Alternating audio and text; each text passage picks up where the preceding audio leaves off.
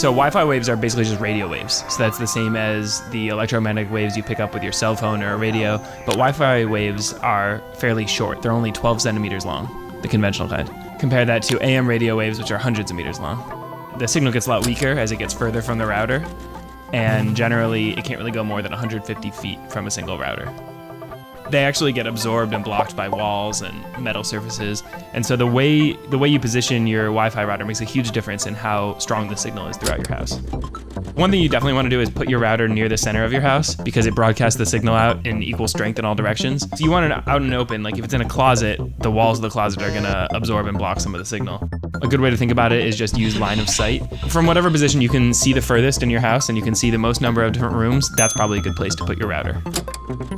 You also really want to lift your router up off the ground because the signals can't penetrate some of the materials that make up floors like metal or concrete or cement. And also, the way most routers are designed, they broadcast the wave slightly downwards, so that way you're projecting less of it down into your basement for no reason.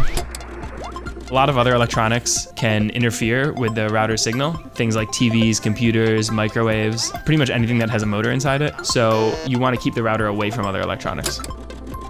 Most routers have 2 antennas on them, and ideally you could position one of them vertically and one horizontally. Devices work best when their internal antenna is parallel with the routers, and so most antennas inside laptops are horizontal, but if you're using a mobile device or a tablet, it totally depends on how you're holding it. So that way, if you have one horizontal and one vertical, you have the highest chance of having a parallel match with antennas.